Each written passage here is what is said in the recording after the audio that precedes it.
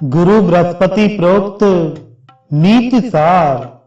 श्री सूत जी ने कहा, जो व्यक्ति सुनिश्चित अर्थ का परित्याग कर अनिश्चित पदार्थों का सेवन करता है, उसका सुनिश्चित अर्थ विनष्ट हो जाता है और अनिश्चित पदार्थ तो नष्ट होता ही है।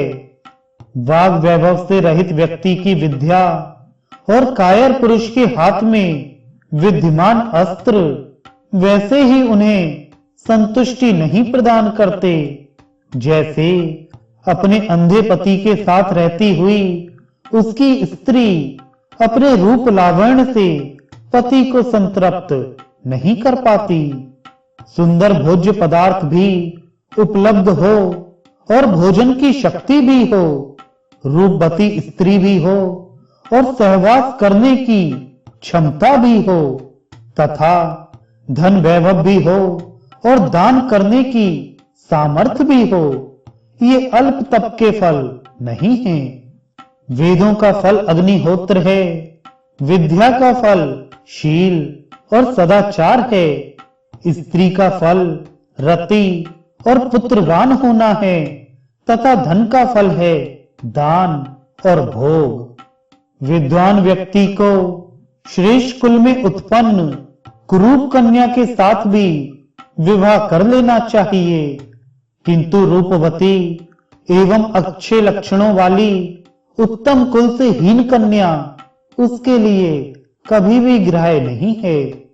मनुष्य को उस अर्थ से क्या लाभ है जिस अर्थ का साथ अनर्थ से होता है, क्योंकि कोई व्यक्ति सर्प के फण पर विद्यमान मणि को प्राप्त नहीं करना चाहता।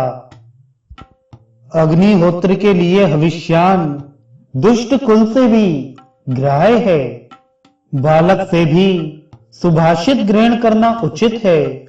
अमेध्य अर्थात अपवित्र स्थान से स्वर्ण और हीन कुल से स्त्री रूपी रत्न भी मनुष्य के लिए संग्राह्य है।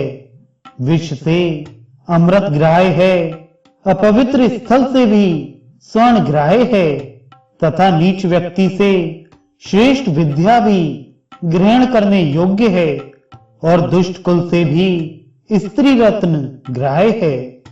राजा के साथ मित्र भाव और सर्प का विषहीन होना संभव नहीं है। वह कुल पवित्र नहीं रहता जिस कुल में स्त्रियां ही उत्पन्न होती हैं। अपने कुल के साथ भगवत भक्त का संपर्क कर देना चाहिए। पुत्र को विद्या अध्ययन में लगाना चाहिए। शत्रु को व्यसन में जोड़ देना चाहिए, तथा जो अपने इष्ट पुरुष हैं उन्हें धर्म में नियोजित करना चाहिए।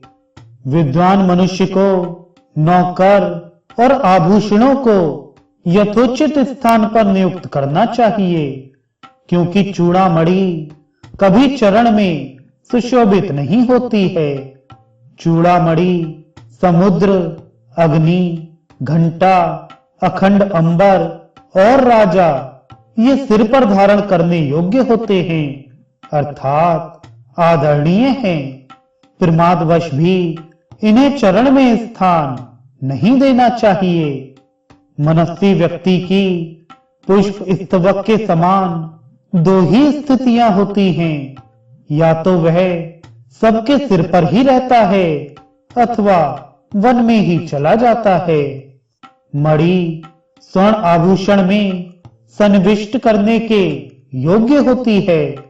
यदि वह मणि लाख से निर्मित आभूषण में सन्निहित की जाती है, तो उस कुसंगति के कारण वह न स्वयं संक्षुब्ध होकर विलाप करती है और न सुशोभित ही होती है।